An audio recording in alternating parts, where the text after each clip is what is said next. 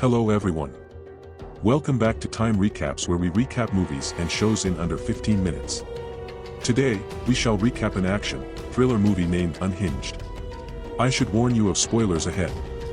With that being said, relax and watch the recap. A man is in his van. He looks troubled. First, he takes his wedding ring off and throws it away. He then lights a match and then gets out of the car with flammable container and a hammer in his hand. He goes inside the house and shouts names. He seems to know the place. People come to confront him and he hammers them all before arsoning the place with the flammable liquid. As he drives away, the house blows up. The scene shifts to Rachel, who is sleeping on the sofa and gets woken up by a call from Andy, her lawyer and best friend. He tells her that her soon-to-be ex-husband wants her house and that they should file an objection. She cuts the conversation short when her son comes in and tells her that she should get dressed or they'll be late.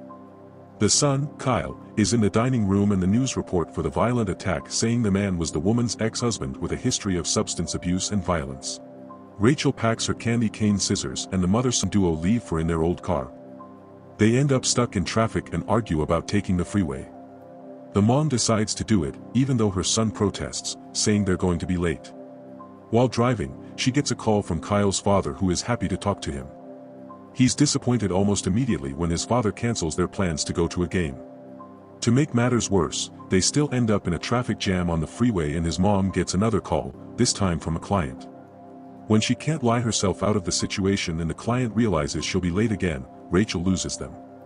The son teases her a little bit to cheer her up, then suggests they take the next exit from the freeway and go trough the service streets.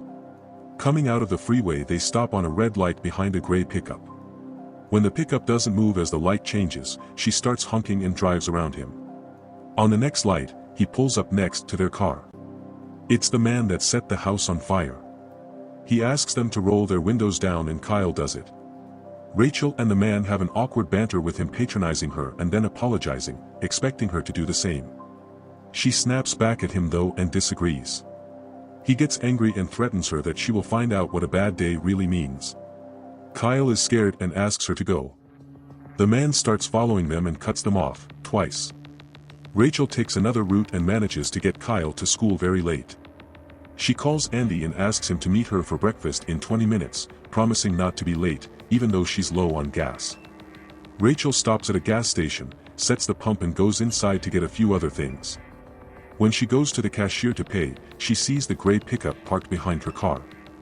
She tells the cashier and a guy standing in line next to her that the man in the pickup has been following her after an argument.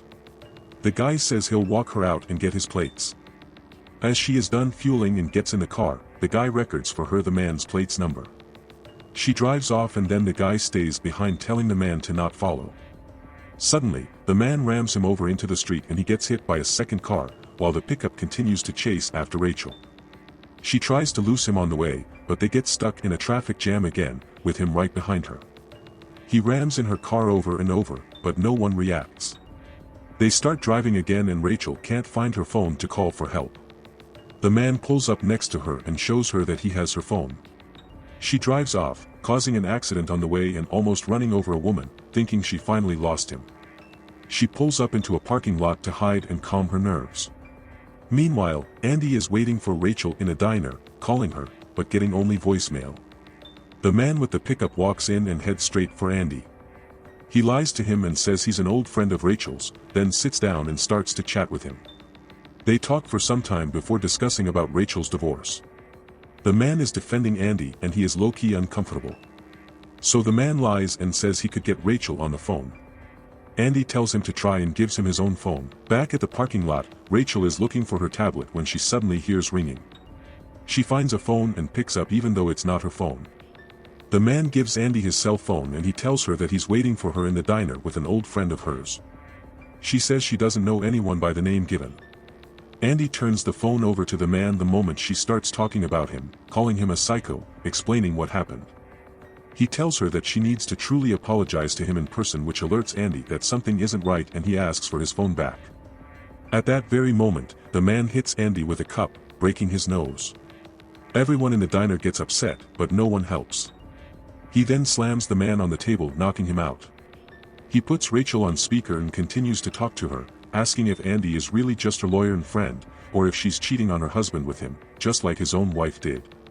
He tells Rachel to say her last words to Andy as he chokes him and eventually stabs him, while the people in the diner still do nothing except film the situation. As the man is walking out of the diner, he tells Rachel that Andy is dead. She tries to plead with him and apologizes, but the man doesn't believe her and speeds away. The man calls her again from her own phone and starts reciting all the messages she's gotten, including one from her son's school. He asks her to choose who he should kill next from her contact list. When she refuses, he sends all her money to her husband and threatens to go after her mom and to burn her house down. Rachel chooses herself, but he doesn't accept and asks for another name. She chooses the name of the client that fired her. He hangs up and Rachel immediately calls the police. They arrive at the house of her client, but the man isn't there. Back at the house, Kyle's uncle Fred is watching what happened in the diner on the news. There's a strange noise coming from the other room and his girlfriend doesn't respond to his screams. He goes to check on her and on the way he sees the pickup parked before the house. The noises continue and he follows them with a knife in hand. The man appears, holding his beaten-up girlfriend and telling him about what happened with Rachel. He says he feels insignificant and that the only thing he has left is violence and revenge. So he kills Fred's girlfriend and then sends Rachel a photo of him with her brother. The man calls her again and she tells him she called the police, which he already knows. He checks the tracker on Rachel's phone, sees that she's in front of Kyle's school and tells her that she has 3 minutes to pick him up and drive away, or he'll kill Fred. He tells Fred to write her a letter, blaming her for his girlfriend's death, all the while pouring gasoline on him. Meanwhile, Rachel gets her son out of school. As they're driving away she calls the man back, telling him she has Kyle. The man tells her to put him on speaker or he'll light her brother on fire. He makes Fred read the letter he wrote, saying Rachel is responsible for everything that has happened and that he'll never see another sunrise again. Suddenly a police officer walks into the house and the man hides behind Fred. He lights Fred on fire and runs, but the cop shoots him in the shoulder.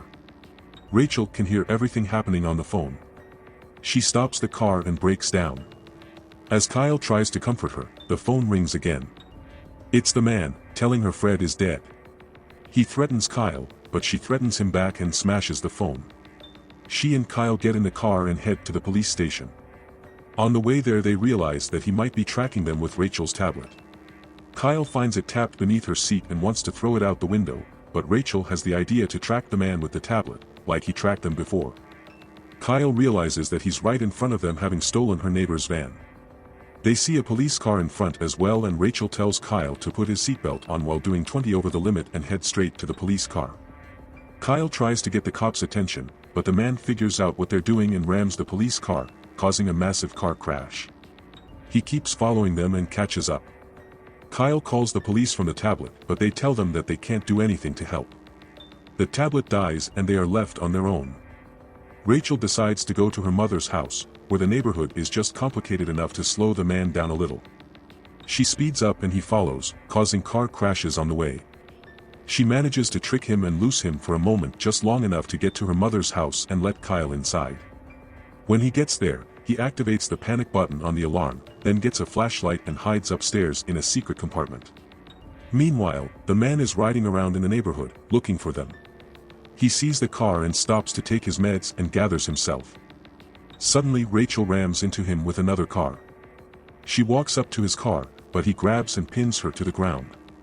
He tells her that she'll always remember him and what she could have done to save her boy.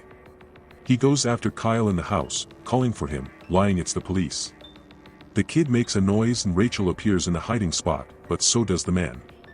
They fight, with the man going after Kyle constantly and Rachel relentlessly attacking him so he can't get to him. He knocks her over and starts strangling her son, but she finds her candy cane scissors and stabs him, finally killing him. The police eventually arrive at the house.